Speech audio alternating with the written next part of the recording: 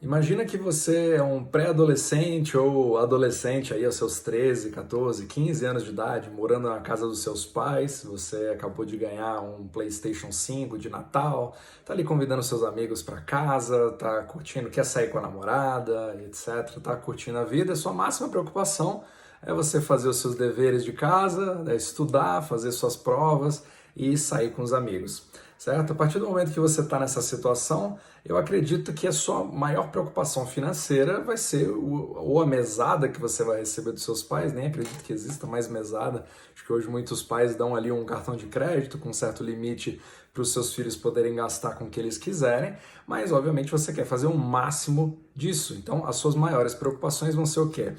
Quanto que custa o ingresso do cinema, quanto que custa aí, às vezes, aquele par de tênis novo que você quer comprar, quanto que custa aquele show que você tanto quer ir com os seus amigos no Réveillon, entre várias outras coisas, ou o preço do Red Bull que você vai pagar na festa, na balada. Agora, quando você já é um adulto, você já tem outras preocupações. Às vezes você quer a sua primeira casa, você quer buscar adquirir o seu primeiro carro, e aí as coisas começam a ficar mais complicadas. Você já passa para um outro ramo onde bancos vão estar muito mais envolvidos na sua vida. E obviamente que essa complexidade aumenta muito mais ainda quando você aspira a se tornar um milionário, certo? Os milionários, obviamente, eles vão buscar os ativos troféu e você viu aí nas nossas últimas conversas que isso está ficando cada vez mais difícil. Você comprar uma mansão nos Hamptons é cada vez mais complicado. Você comprar um apartamento, uma cobertura na frente ali de Copacabana e Ipanema também é muito mais complicado. E várias dessas coisas as pessoas vão sentindo muito mais. Onde é que eu quero chegar? Onde é que eu quero chegar com isso? Você percebe que na televisão a gente vê o que a gente chama de inflação.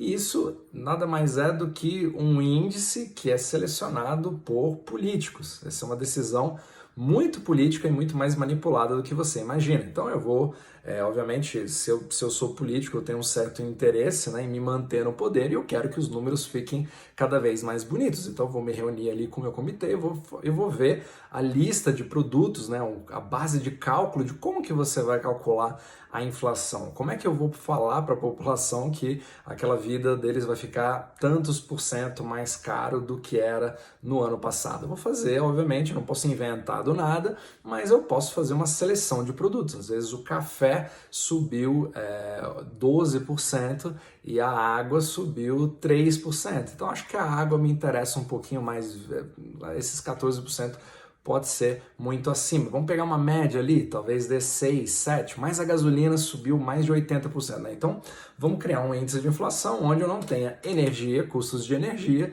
e alguns itens de alimentação. Eu vou juntar aqui uns 4, 5 itens que tem uma média ali de 3% de subida, às vezes eu pego um óleo de cozinha, pego coisas específicas e crio um cesto ali de 4, 5 produtos diferentes que me dão uma média.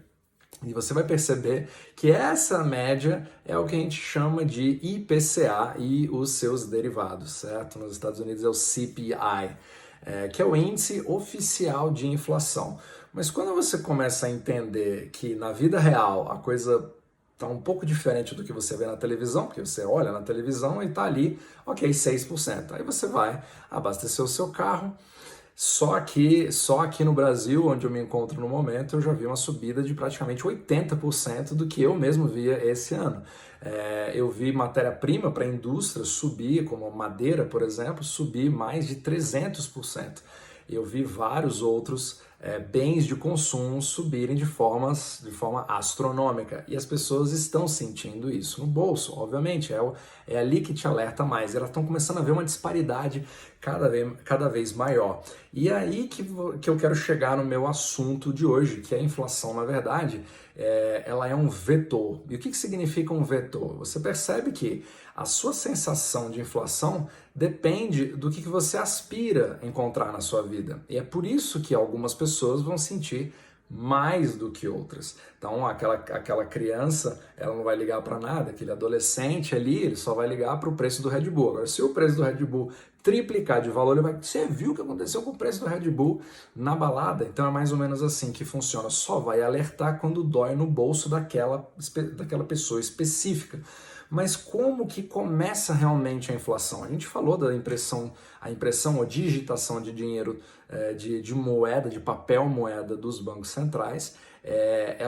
Ela não entra de forma uniforme na economia, ela entra como se fosse um líquido que vai jorrando para determinados lados, e o líquido ele sempre busca o quê? O nível. Então, aonde tem o caminho de menor resistência é onde ele vai entrando cada vez mais. E onde que é essa resistência? É a demanda, certo? Você tem aquela demanda por determinadas coisas e a oferta daquelas determinadas coisas. Então, se você começa a entregar cheques para todo mundo, dá dinheiro ali de graça que foi criado do nada e começa a mandar para a conta das pessoas, cada uma das categorias vai colocar uma pressão de um papel moeda novo que não existia antes. Ele vai começar a jorrar numa economia que não teve a mesma quantidade, que não teve a mesma capacidade de produção como esse papel moeda que foi criado, obviamente, do nada.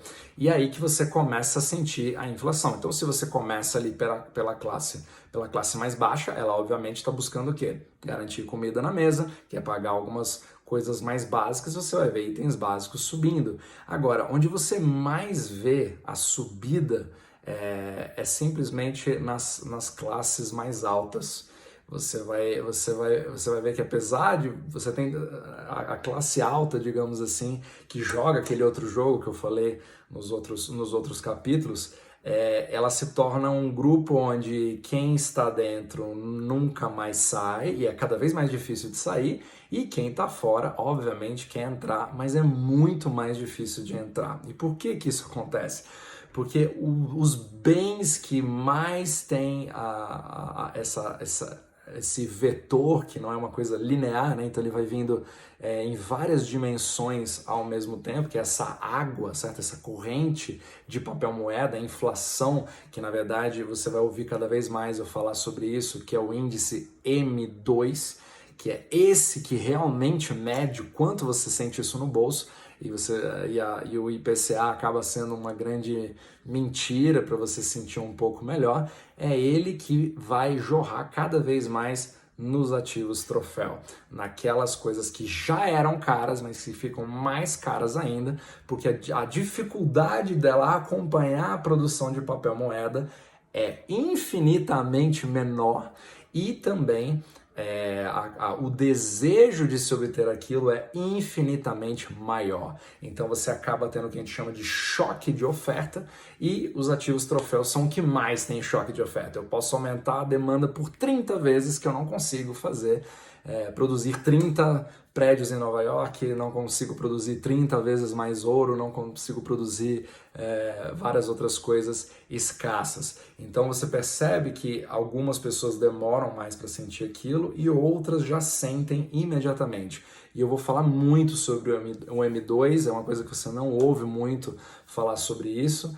Quero que você faça aí seus próprios estudos para começar a entender como que esse M2 ele entra na economia, como que se dá realmente essa injeção de papel moeda, e é realmente uma coisa um pouquinho surpreendente e muitas vezes bizarra para você entender o sistema confuso e maligno ao mesmo tempo no qual a gente está vivendo. Mas o meu objetivo aqui é te passar o máximo de informação possível para que uma vez que você entenda onde nós estamos inseridos, você realmente possa aí pegar a prancha de surf, ao invés de deixar a onda bater em cima de você, você possa usar isso para aprender a surfar e prosperar durante esse tempo de grande dificuldade para a classe média. Então só tem uma saída, ou você vai para cima ou você vai para baixo, mas infelizmente no meio não dá mais para ficar. E eu vou falando sobre esses conceitos mais para frente. Um abraço.